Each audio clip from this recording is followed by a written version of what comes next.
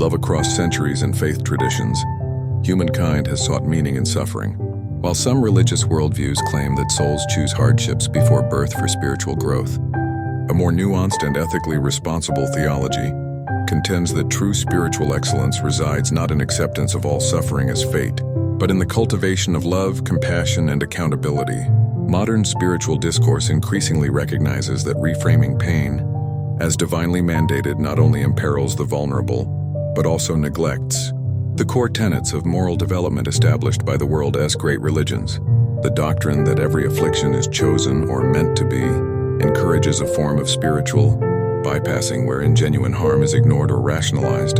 This framework can blunt righteous indignation, discourage protective intervention, and foster resignation. It is dangerous precisely because it subtly encourages adherents to excuse, ignore, or even sanctify grave injustices, ranging from illness to abuse and systemic wrongs. Such rationalizations erode the critical impulse for activism and justice that forms the ethical heart of religious tradition. Classical moral philosophy and modern scriptural interpretation both stress that evil inflicted upon innocents cannot be justified as spiritually necessary. Jewish, Christian, and Islamic scholars have repeatedly argued that redemptive suffering must never be conflated with divinely sanctioned harm. Instead, the highest religious ideals insist that the meaning of suffering emerges from communal solidarity, acts of compassion, and the pursuit of justice, not from resignation to the status quo. Imperative of accountability. Within responsible theologies, accountability, both individual and collective, is integral. A society that reframes suffering as a lesson rather than a wrong will fail to cultivate empathy or rectify harm.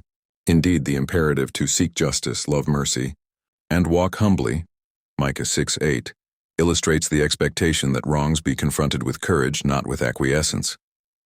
Ethically mature communities do not use metaphysical claims to dull the reality of someone's pain. Instead, they honor grief, confront perpetrators, and remedy injustice whenever possible. This is why leading interfaith voices recognize that spiritual advancement is measured by the protection offered to the vulnerable, the accountability demanded of the powerful, and the persistent pursuit of good. Honor love lesson. The teachings of spiritual exemplars, whether expressed through the parable of the Good Samaritan, the Buddha's model of compassionate action, or the universal ethic of loving thy neighbor, make unequivocal that the ultimate spiritual attribute is love, not endurance of pain for its own sake.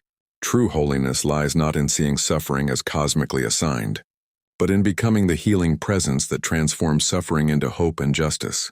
If suffering has meaning, it is found not in its arbitrary occurrence, but in the opportunities it creates for generosity, solidarity, and transformative action. Redemptive narratives should always be coupled with a call to alleviate pain, hold wrongdoers accountable, and ensure that injustice does not persist unchallenged.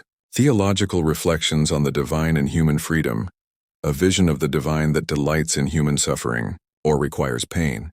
For growth contradicts the nature of love as described in most major faith systems. God is no spectator of pain. Rather, the divine is described in Jewish, Christian, Islamic, and other traditions as compassionate and gracious, slow to anger, abounding in love and faithfulness in Exodus 34:6. Those who imagine otherwise risk constructing a theology that enables oppression and quiets the cry for justice. Human freedom and growth are better conceived as arising from agency and the capacity to choose kindness and compassion over cruelty or indifference. Spirituality achieves its highest purpose not by accepting harm as fate, but by empowering individuals and communities to act as blessings for each other, proactive, accountable, and loving even and especially amid hardship. To claim that harm is divinely orchestrated is to risk silencing the prophetic voice that calls for justice, mercy, and love. Moral and spiritual greatness are attained by the choices to confront suffering with action, to demand accountability, and to create a world where love, not pain, marks the evidence of the divine among humanity. Authentic spirituality recognizes that this life, and each person's suffering or triumph within it, matters deeply. The true measure of souls is not the endurance of affliction, but the capacity to insist on kindness, justice, and compassion, thus refusing to let any theology become a tool for excusing harm. It is in becoming a blessing to others, especially when there is nothing to gain, that the highest spiritual purpose is fulfilled.